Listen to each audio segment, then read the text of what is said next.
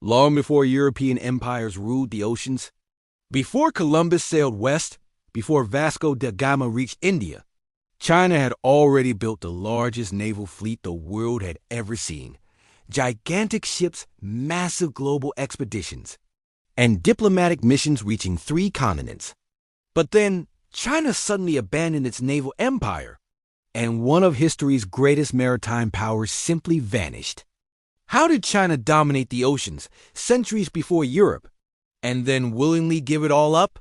In the early 1400s, the Ming Dynasty ruled China during a period of economic strength and political stability. The Yongle Emperor wanted to project Chinese power across the known world. His solution? Build the greatest navy in human history. Between 1405 and 1433, China launched 7 massive naval expeditions across Asia, Africa, and the Middle East. These missions were led by a remarkable figure, Admiral Zheng He. But Zheng He was not just a naval commander. His life story alone reads like an epic historical legend. Zheng He was born in 1371 in southwestern China. As a child, he was captured during Ming military expansion and later became a palace servant. But his intelligence and leadership quickly impressed the Yongle Emperor. He rose through ranks and eventually commanded China's greatest naval fleet. Zheng He was not only a military leader, he was also a diplomat, explorer, and symbol of imperial authority.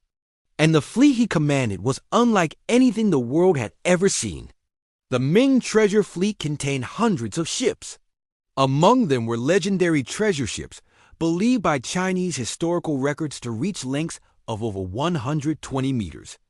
To compare, Columbus's Santa Maria was only about 25 meters long. The fleet carried thousands of sailors, soldiers, diplomats, scientists, engineers, translators. Some voyages included over 27,000 crew members. This was not exploration for survival. This was power projection on a global scale. But China was not conquering lands like European empires later would. So why were these massive fleets traveling thousands of miles? Zheng He's fleets traveled across Southeast Asia, India, Arabian Peninsula, East Africa, Persian, Gulf. Historical records confirm contact with modern India, Sri Lanka, Oman, Saudi Arabia, Kenya, and Tanzania. Instead of colonization, China focused on diplomatic influence and trade alliances.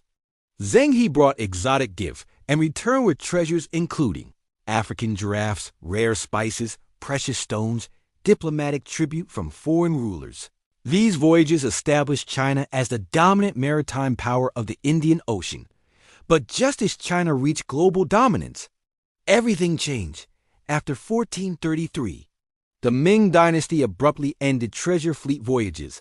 Shipbuilding was reduced. Maritime exploration was restricted.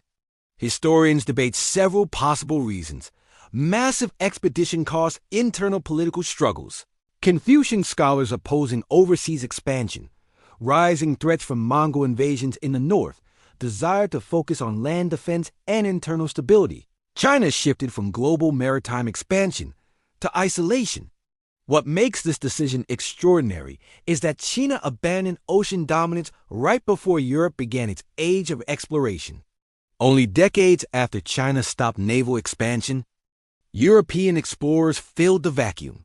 Portugal entered Indian Ocean trade. Spain launched transatlantic exploration. Britain and the Netherlands later built global maritime empires. If Ming China had continued its naval expansion, global history might look completely different.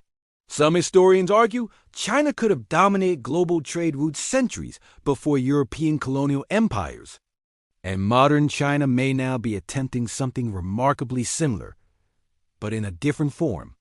Today, China is once again investing heavily in maritime influence through Belt and Road Initiative, global port development projects, expansion of naval capabilities, strategic control of global shipping infrastructure. Many geopolitical analysts believe modern China is rebuilding a global maritime presence reminiscent of Zheng He's era. History may not repeat itself, but it often echoes. The Ming Treasure Fleet represents one of the greatest what-if moments in global history. China once ruled the seas peacefully through diplomacy, trade, and technological power. But when it turned inward, it changed the course of world history. And today, China may be sailing back into global maritime leadership once again. If you enjoy deep historical analysis, hidden global power stories, and forgotten chapters of world history, subscribe to Truth Lens Global. Because sometimes, history's biggest turning points happen when empires choose not to expand,